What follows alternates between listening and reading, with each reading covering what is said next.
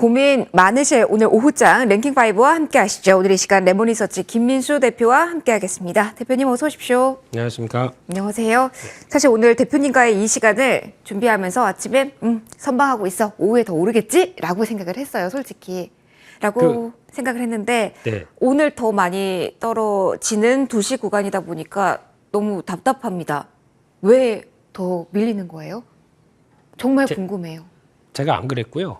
근데 지금 울지는 마시고요. 근데 지금 동향이 불안한 추세에서 옵션 만기를 맞는다. 네. 그래서 아침에 오전에 좀 빨리 올라오는 것 같아서 그게 더 불안하더라고요. 근데 오늘 일단 외국인들이 선물은 그동안 며칠 동안 매도를 한 6일 동안 매도를 하다 보니까 이제 선물 청산을 하는데 네. 그런 과정 쪽에서 보통의 경우는 주식하고 같이 연동돼서 움직이는데 네. 지금은 선물 매수를 하는데 주식을 누르면서 합니다. 그러니까 전 청산되면서 좀 매수가 유입되지 않을까 생각을 했거든요. 예, 그게 반대더라고요. 아. 그러니까 현물도 같이 매도를 하면서 묶으면서 청산을 하다 보니까 이게 약간 시장에 끄는 요인들이 오히려 그러니까 선물을 저가에 청산하겠다는 입장이겠죠. 뭐 이런 변화가 나오면서 이어지는데 이게 뭐가 중요하겠습니까? 지금 시장 전반적인 상황들이 미국 시장 대비해서 잘 버틴다라고 생각했던 게 지금 또 반대로 부메랑이 돌아오고 있다 보니까 아무래도 뭐 미국 시장 안정 전까지는 어렵다라는 게 지금 시장의 동향이 아닌가 싶습니다.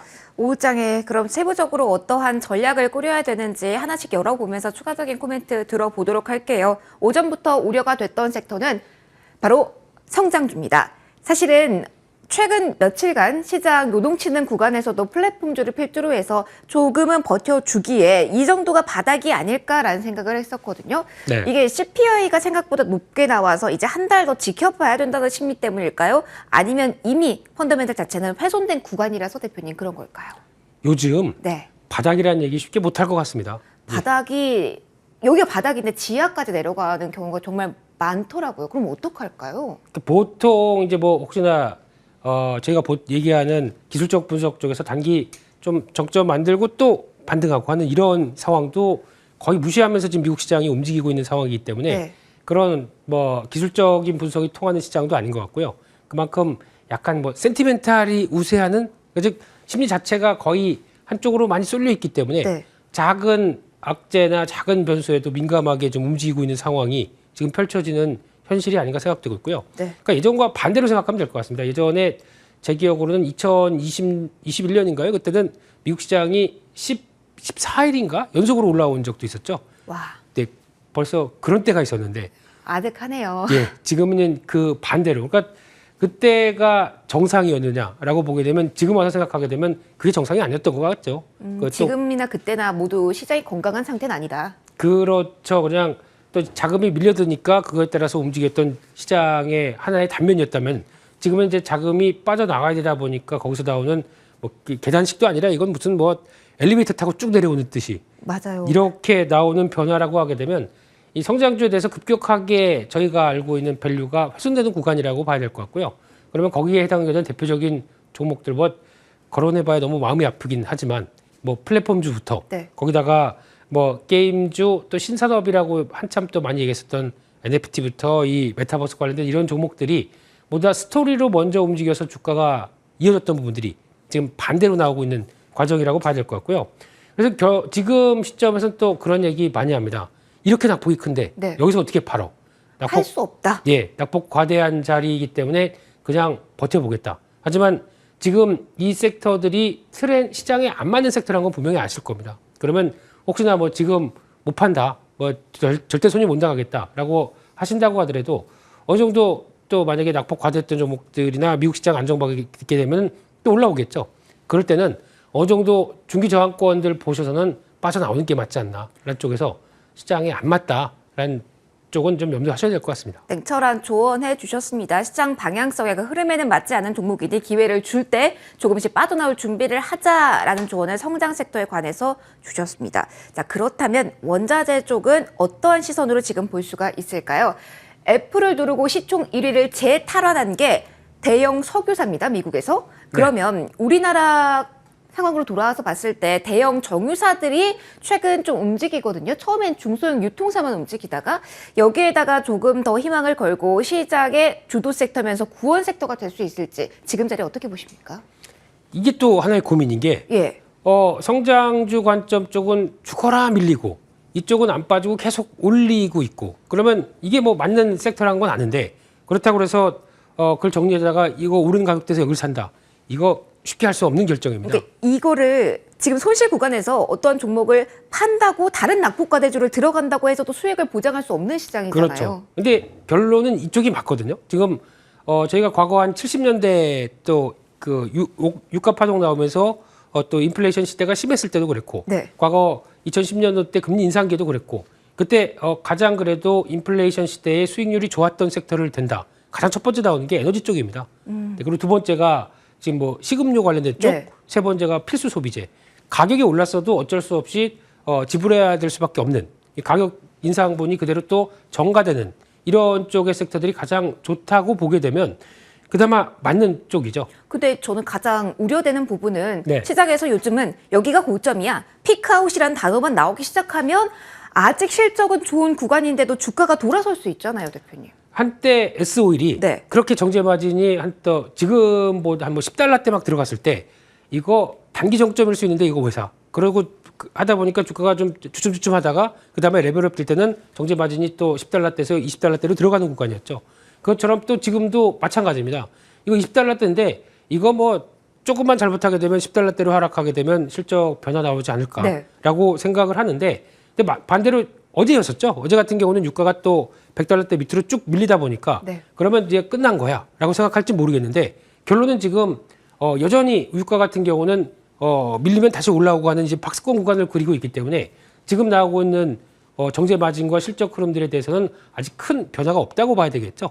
그런 측면이라고 하게 되면 이런 흔들림 나올 때 좀 관심 가지면서 대응하는 게 맞겠다라고 보는 게 더 맞다고 봐야 될 것 같고요. 오늘 오르는 쪽에 따라 붙을 건 아니지만 그렇죠. 관심 영역에 둬야 되는 건 맞다라는 관점이실까요? 네, 그리고 이렇게 또 실적이 좋아지게 되면 정유사들이 하는 것 중에 하나는 배당 또 이만큼 주겠죠. 아, 배당 매력도 봐야 되는 자리. 그렇기 때문에 이쪽에 대해서는 관심을 갖되 네. 그렇다고 이 올라가는 거 추세 맞춰주는 거 사야지라고 할 수 있는 지금 right now 여기는 아니라라고 보여지고 있습니다. 아, 조정 나왔을 때 봐야 네. 된다. 그럼 아까 SOE 말씀을 주셨는데 이 종목의 눌림목을 노려볼까요? 이게 정유 섹터 내에서 대표님의 탑픽이실까요?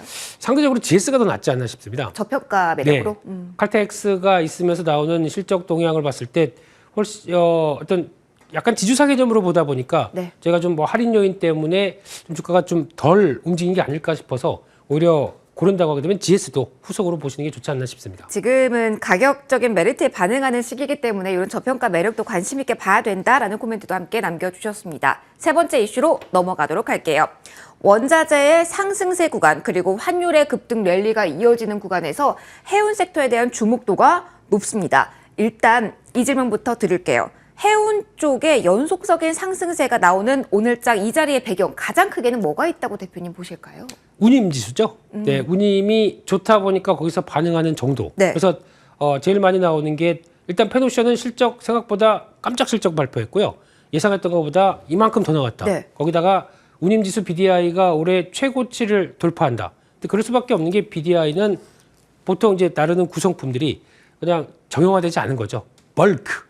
예. 그냥 모든 것을 실어날 수 있기 때문에 그렇죠. 모든 거 다 바리바리 싸다가 네. 갈 수 있는 배다 보니까 거기서 좀 나오는 뭐 곡물부터 뭐 또 원자재 이런 것들 다 운반하게 되면 거기 지금 가격이 오르다 보니까 운임도 같이 따라 오르는 거죠. 네. 이런 현상 때문에 우리 지금 맞는 변화가 나오고 있다. 거기다가 지금 또 중국이 봉쇄를 하다 보니까 아무래도 해상 운임 쪽에서 특히 상하이 컨테이너 운임 지수는 좀 정체가 돼 있다고 하더라도 네. 북미 라인 같은 경우는 계속 올라갑니다. 그러다 보니까 거기 강점을 갖고 있는 HMM 같은 경우가 부각을 받으면서 같이 움직이는 편이고요. 네. 그런 쪽에서 오늘 보니까 뭐 대한해운이나 뭐 흥하해운 이런 종목들까지 다 같이 움직이긴 하는데 좀 구분을 할 필요가 있는 게 뚜껑 열어봐야 될 것 같고요. 근데 이제 HMM 같은 경우는 내일 실적 보자 오후장 좀 고민하시는 분들 계실 것 같은데 네. 페노션의 흐름을 본다면 내일까지 좀 끌고 가야 될 것 같고 또 시장 상황의 변동성이 크다 보니까 오늘 좀 덜어내야 될 것 같고 고민 많이 되실 것 같습니다. 어떻게 할까요? 이 정도 패턴이라고 하게 되면 또 시장에서 그쪽으로 많이 바라보고 있는 상황이기 때문에 네. 추세는 별 변화 없을 것 같고요. 혹시나 실적 발표하고 단기적으로 출렁임은 나올 수 있어도 네. 이 기조는 계속 유지가 되는데 아마 이제 또 그런 거죠. 운임지수가 이제 고공행진을 했던 게 이게 약간 비정상인 건 누구나 다 압니다. 그러면 이게 약간 흔들리면서 물동량이 계속 맞아지게 되면은 여전히 이익 수준은 높은 수준으로 나오겠죠. 이게 반영되기 시작하게 되면은 아직 해운 쪽에서는 그렇게 크게 흔들림은 없겠다. 그러니까 실적 수준은 유지하겠다. 이렇게 바라보고 있습니다. 환율 수혜도 생각을 해야 될까요? 그것도- 요즘은 좀 수혜라고 보기가 조금 애매합니다만 고정비에 대한 부담도 있어서요. 그렇죠. 그렇다고 하더라도 결국은 운임에서 다 해서 이를 받는 과정으로 나온다라고 되면 플러스 알파 요인들이 더 많겠죠. 네. 그러다 보니까 환율도 긍정적이다라고 보는 게 맞을 것 같고요. 네. 그런데 지금 시장에서는 또 해운 쪽이나 운송업체들에 대해서 재조명이 나오고 있습니다. 그래서 어제는 복합운송 관련된 회사들, 뭐 태웅로직스 같은 경우도 급등을 했었죠. 네. 그런 쪽에서 변화를 보셨을 때 관련돼서 뭐 한솔로지스틱스라든가 이제 육로, 해상 둘 다 가지고 있는 쪽에 메리트가 있다. 그렇죠. 그쪽도 다 해상운임이나 육상운임 모두 다 연결을 시킬 것 같고요. 네. 하나 더 포함시키게 되면 CJ 대한통운 아하. 이것도 과거 한 2분기 정도 파업 때문에 영향을 받았다가 1분기 정상화되기 시작하고 2분기는 훨씬 더 좋게 시작하게 되면 고개는 좀 더 들지 않을까 생각되고 있습니다. 지금 고개가 젖혀져 있다가 들 수 있는 종목 위주로 좀 관심을 가져보는 게 좋을 것 같습니다. 네. 자, 네 번째 지금 보도록 하겠습니다. 한때 황제주 200만 원이라는 어마무시한 숫자를 바라봤던 그 종목들이 흔들림이 나오고 있습니다.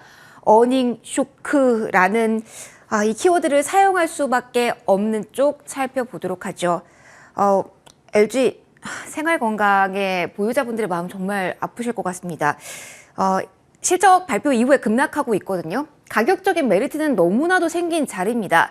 그런데 조금 올라오고 팔기회를 줄 모멘텀 그 정도는 대표님 남아있을까요?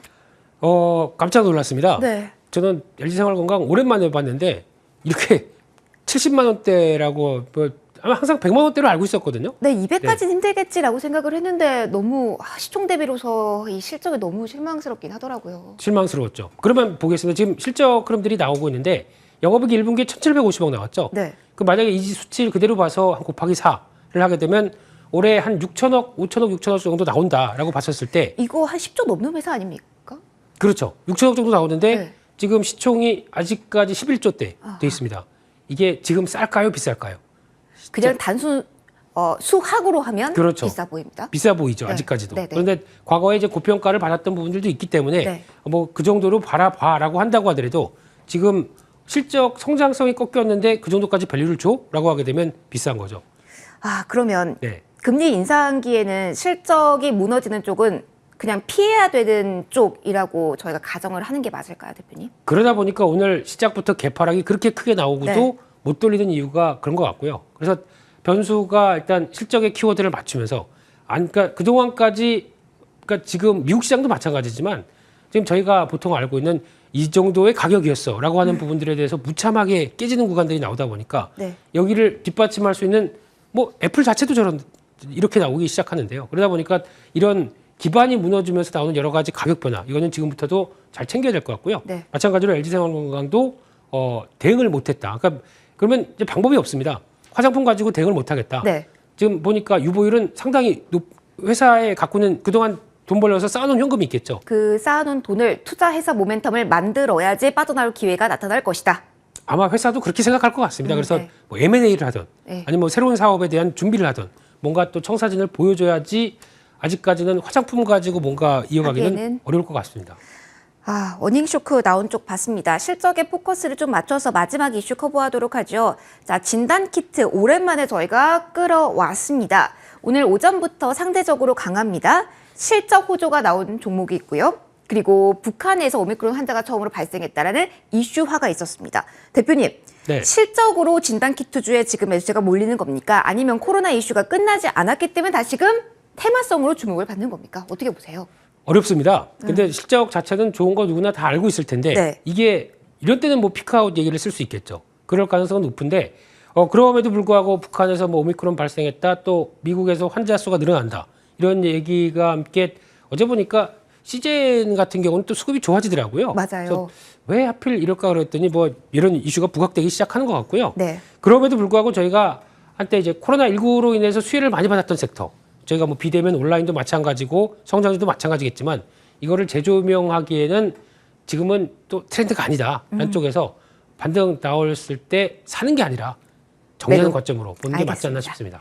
자, 오늘 트렌드에 맞는 종목 대응 중요하다라고 몇 번이나 말씀을 해주셨는데 그럼 원픽 들어볼게요. 트렌드에 지금 딱 맞는 종목 어떤 걸로 선정을 하셨을까요, 대표님? 올랐어도 네. 정유 쪽에서 그냥 GS가 낫겠다라는 생각을 하고 있고요. 네. 지금 아마 실적 나오는 부분들과 비교를 해봐야 되겠지만 시총이 4조 원대입니다.